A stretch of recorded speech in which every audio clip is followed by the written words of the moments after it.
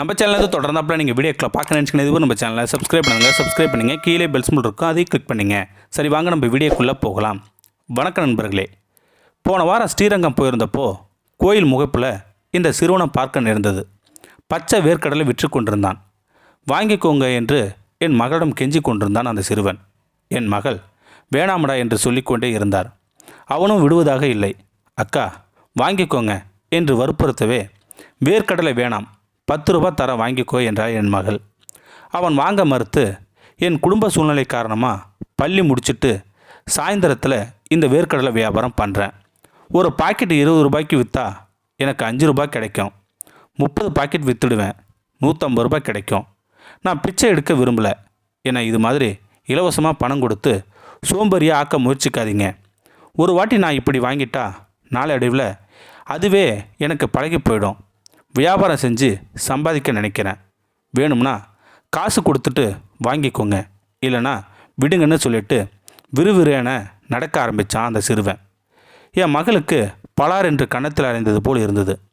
20 ரூபாய்க்கு கொடுத்து வேர்க்கடலை வாங்கினாலும் என் மகள் விடியற்காலை எழுந்து எங்கே போய் வாங்குறான், அதை எப்படி பொட்டலை போடுறான், விவரங்களை சொல்லிக்கொண்டே வந்தான் அந்த சிறுவன். அவன் நிறைய விஷயங்களை பேச பேச என் மகள் பிரமித்து போய் கேட்டுக்கொண்டே வந்தார். சரி வா, ஏதாச்சும் வாங்கித்தரேன், சாப்பிட்டுட்டு போ என்றாள் என் மகள். அதற்கு மறுத்தான் அந்த சிறுவன். அக்கா, நான் இதுலேயும் ரொம்ப கட்டுப்பாட்டோடு இருக்கேன். யார் எது வாங்கி கொடுக்கணும்னு முயற்சி செஞ்சாலும் வேணாம்னு சொல்லிடுவேன். ஏண்டா அப்படின்னு கேட்டா என் மக. ஒரு முறை யாராச்சும் வாங்கி கொடுத்து சாப்பிட ஆரம்பித்தா அதுவும் நாளடைவில் பழகி போய் எந்த வேலையும் செய்யாமல் யாராச்சும் வாங்கி கொடுப்பாங்களாங்கிற எண்ணம் வந்துடும் எனக்கு. இதுவும் ஒரு வகையான சோம்பேறித்தனத்துக்கான வழிதாங்கா அப்படின்னு சொன்னான் அந்த சிறுவன். அரசு பள்ளியில் 7ஆம் வகுப்பு படிக்கிறான். அம்மா கோவில் வாசலில் பூ வியாபாரம். அவரை காண்பித்தான். பாவம், உடலெல்லாம் ஒட்டி போய் ஈனஸ்வரத்தில் யாருடனும் பேசி கொண்டிருந்தார் அந்த அம்மா. மொத்தம் இவனோட சேர்ந்து 6 பிள்ளைகள். இவனுக்கு 2 தங்கைகள், 2 அக்கா, ஒரு அண்ணன். அப்பா நோய்வாய்ப்பட்டு 2 வருஷத்துக்கு முன்னாடி இறந்து போயிட்டாராம்.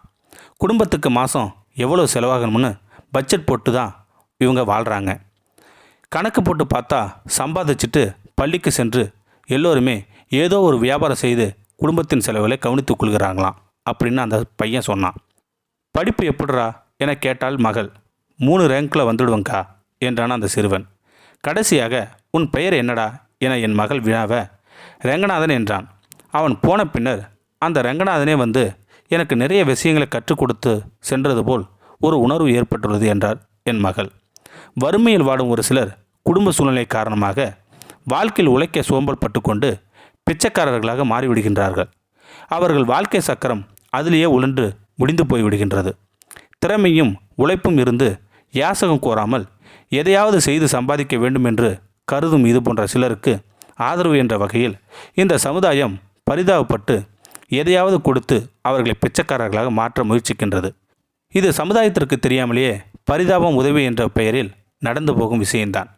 இதில் சிக்காமல் ஒரு சிலர் அதிலிருந்து தப்பித்து ஒரு குறிக்கோளுடன் உழைத்து வெற்றி பெறுகின்றார்கள். இந்த சிறுவனது பேச்சில் ஒரு நம்பிக்கையும் தெளிவும் இருந்தது. கண்களில் ஒரு பிரகாசம் தெரிகின்றது. இவன் வாழ்க்கையில் உழைத்து வெற்றி பெறுவான் என்ற நம்பிக்கையும் இருக்கின்றது. இந்த வீடியோ பற்றி கருத்தை கீழே இருக்கிற கமெண்ட் செக்ஷன் சொல்லுங்கள். அப்படின்னு நம்மளுடைய சேனலை சப்ஸ்கிரைப் பண்ணுங்கள். கீழே இருக்கிற பெல் சிம்பலை கிளிக் பண்ணுங்கள். தேங்க்யூ ஃபார் வாட்சிங்.